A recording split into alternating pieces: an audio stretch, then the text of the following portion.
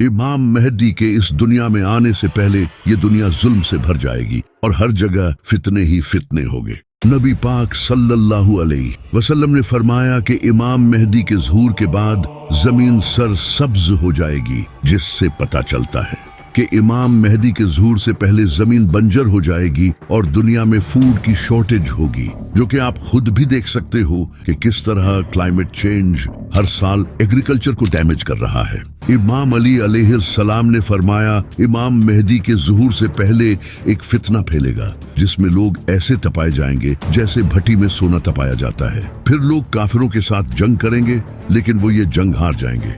इसके बाद नबी पाक सल्लल्लाहु अलैहि वसल्लम के अहले बैत से एक इंसान जाहिर होगा और मुसलमानों को इकट्ठा करेगा। अल्लाह इन पर अपनी नीमतें नाजिल करेगा। नबी पाक सल्लल्लाहु अलैहि वसल्लम ने फरमाया कि एक बादशाह की मौत होगी तो एक आदमी मदीना से मक्का में मौजूद बैतुल्लाह में आएगा। फिर मक्का के लोग उसे बाहर निकालकर हजर अस्वद और मुकाम इब्राहिम के दरमियान उसकी बैत करेंगे और अहले शाम के लोग भी आकर उसकी बैत करेंगे, जबकि वो इस बैत को बिल्कुल पसंद नहीं करेगा। फिर कुरैश से एक आदमी निकलेगा और वो एक लश्कर लेकर अहले शाम से इमाम मेहदी को कत्ल करने आएगा, लेकिन अल्लाह उस लश्कर को मक्का और मदीना के दरमियान रेगिस्तान में धंसा देगा। जब लोग ये देखेंगे तो शाम से अल्लाह के वली और इराक के बेहतरीन लोग उसके पास आएंगे और उसकी बैत करेंगे। इमाम अली अलैहिस्सलाम ने फरमाया, वो मेहदी उस वक्त नजरों से छुप जाएगा और गरीब और मुसाफिरों में से होगा। जब इस्लाम गुर्बत के आलम में उस ऊंट की तरह होगा जो थकावट से अपनी गर्दन डाले हुए होता है, तो उस वक्त जमीन उसके सामने अपने खजाने उंडेल देगी और उसके सामने अपनी चाबियां डाल देगी। फिर वो तुम्हें दिखाएगा कि इंसाफ कैसे किया जाता है। इमाम मेहदी का साथ देने के लिए खुरासान से काले झंडे लहराते हुए एक फौज चलेगी, जो कि इमाम मेहदी की फौज के साथ जा मिलेगी। आज के दौर में खुरासान के इलाके में Iran, Afghanistan, Tajikistan, Turkmenistan, Uzbekistan और पाकिस्तान, इन सारे मुल्कों का कुछ हिस्सा शामिल है। इस खुरासान के इलाके में जितने भी मुल्कों के शहर आते हैं, इन सब में एक चीज कॉमन है, ये सारे शहर कुछ खास डेवलप्ड नहीं है। खुरासान का ज्यादातर इलाका पहाड़ी और रेतला इलाका है। ये इलाका दुनिया की आयाशी से अलग है, ताकि यहाँ के रहने वाले लोगों के दिलों में दुनिया की मोहब्बत ना हो।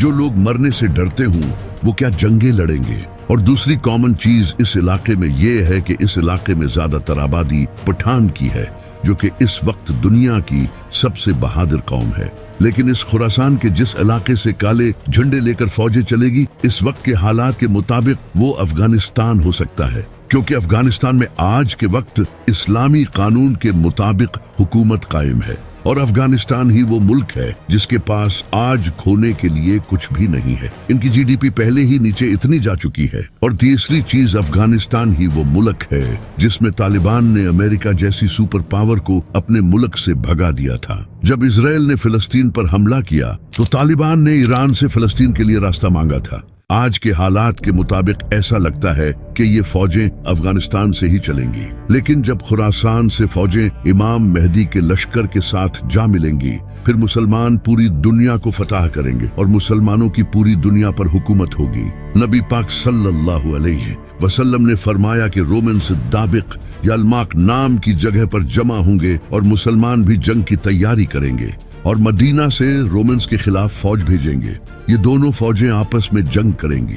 रोमन्स मुसलमानों से कहेंगे कि हमारे रास्ते से हट जाओ, ताकि वो दूसरे ग्रुप से लड़ सकें। इस ग्रुप को मुसलमानों ने पहले से कैप्चर कर लिया होगा, लेकिन मुसलमान इनकार कर देंगे और अपने भाई मुसलमानों के साथ खड़े रहेंगे और रोमन्स के खिलाफ जंग करेंगे। और वो ऐसी लड़ाई लड़ेंगे जिसकी मिसाल किसी ने देखी नहीं होगी। यहाँ तक कि अगर कोई परिंदा इनके किनारे से गुजरेगा तो उसे बैठने के लिए कोई जगह नहीं मिलेगी। इतने बड़े लेवल पर कत्ले आम होगा। जब गिनती की जाएगी तो 100 आदमियों में से सिर्फ एक जिंदा मिलेगा। इस जंग में मुसलमानों के 3 हिस्सों में से एक हिस्सा डर कर जंग छोड़कर भाग जाएगा, जिसे अल्लाह कभी माफ नहीं करेगा, और एक हिस्सा शहीद होगा जो अल्लाह की नजर में बेहतरीन शहीद होगा, और आखिरी हिस्सा जंग जीत जाएगा और वो कॉन्स्टेंटिनोपल को फतह करेगा। जंग खत्म होने के बाद जब मुसलमान माले गनीमत में मसरूफ होंगे तो शैतान पुकारेगा कि दज्जाल ने तुम्हारे घरों में तुम्हारी जगह ले ली है। और इससे मुसलमानों में हंगामा पैदा होगा और वो बाहर निकलेंगे,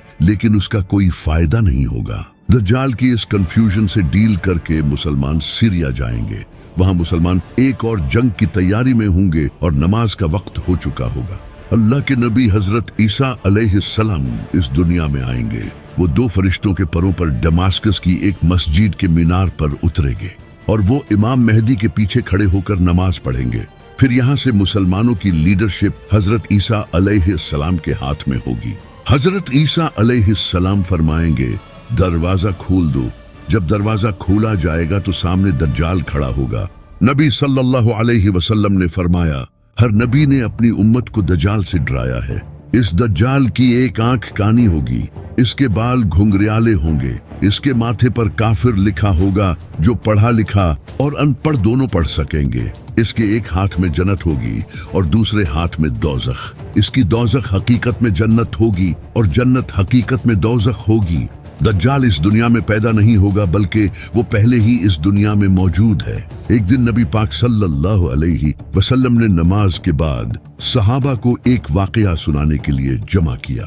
नबी पाक सल्लल्लाहु अलैहि वसल्लम ने फरमाया, उनके पास एक तमीम उदारी नाम का इंसान आया और उसने नबी सल्लल्लाहु अलैहि वसल्लम को बताया कि एक दिन वो अपने जहाज पर सफर कर रहा था, तो रास्ता भूलने की वजह से इसका जहाज एक जजीरे पर जाकर रुक गया और उन्होंने उस जजीरे पर जंजीरों में जकड़ा हुआ एक इंसान देखा। इस इंसान ने इनसे कुछ सवाल पूछे।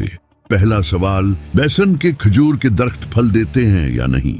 तमीम उदारी और इसके साथियों ने जवाब दिया और कहा कि खजूर के दरख्त वाकई फल देते हैं। दूसरा सवाल, क्या तब्रिया की झील में पानी है? तमीम उदारी और इसके साथियों ने कहा, झील में पानी बहुत ज्यादा है। तीसरा सवाल, मुझे उम्मियों के उस नबी के बारे में कुछ बताओ।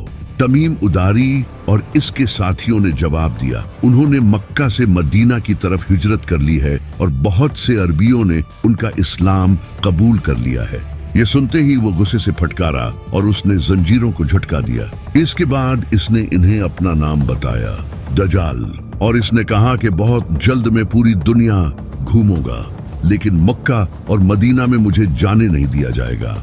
नबी सल्लल्लाहु अलैहि वसल्लम ने इसके बाद मशरिक की तरफ इशारा करके फरमाया, दज्जाल यहाँ से निकलेगा।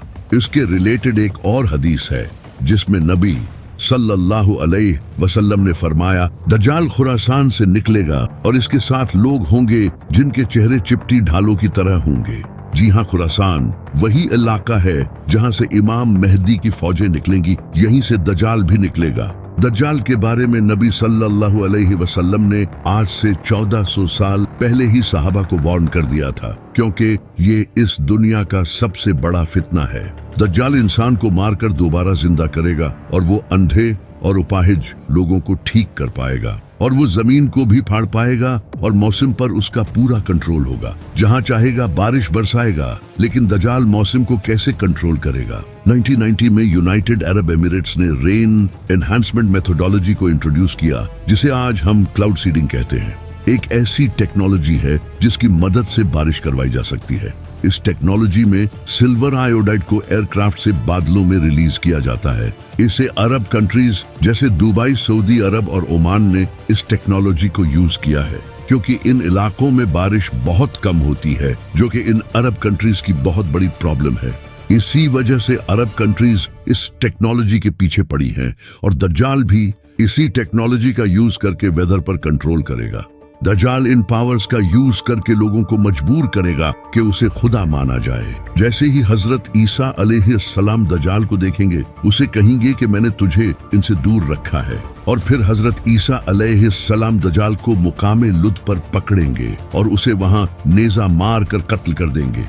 मुकामे लुद पर आज के दौर में इसराइल ने एक एयरपोर्ट बना रखा है और शायद दज्जाल किसी प्लेन में वहां से भागने की कोशिश करेगा और वहीं पर हजरत ईसा अलैहिस्सलाम उसे कत्ल करेंगे। दज्जाल की मौत के बाद मुसलमान और यहूदियों के दरमियान एक जंग होगी। नबी सल्लल्लाहु अलैहि वसल्लम ने फरमाया कि अगर कोई यहूदी किसी पत्थर के पीछे भी छुपा हो तो वो पत्थर भी बोल उठेगा कि ए मुसलमान, मेरे पीछे एक यहूदी छुपा है, आकर इसे कत्ल कर दे, सिवाय गरकुत के दरख्त के, क्योंकि ये यहूदियों का दरख्त है और इसराइल में ये बड़ी तादाद में पाए जाते हैं। اس کے کچھ ٹائم بعد امام مہدی وفات پا جائیں گے۔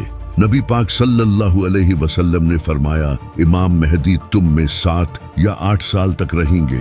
اسی پر امام باقر علیہ السلام نے فرمایا جب امام مہدی کا ظہور ہوگا تو اللہ اس یونیورس کی روٹیشن کو سلو کر دے گا، جس سے وقت سلو گزرے گا، اور اس طرح امام مہدی صرف 7 سالوں میں دنیا فتح کر لیں گے۔ پھر حضرت عیسیٰ علیہ السلام قرآن کے قانون اور ایک عادل حکمران کی حیثیت سے لوگوں میں انصاف کے ساتھ فیصلہ کریں گے، کراس کو توڑ دیں گے اور خنزیروں کو مار ڈالیں گے اور جزیے کو ختم کر دیں گے۔ پھر انٹری ہوگی یاجوج ماجوج کی،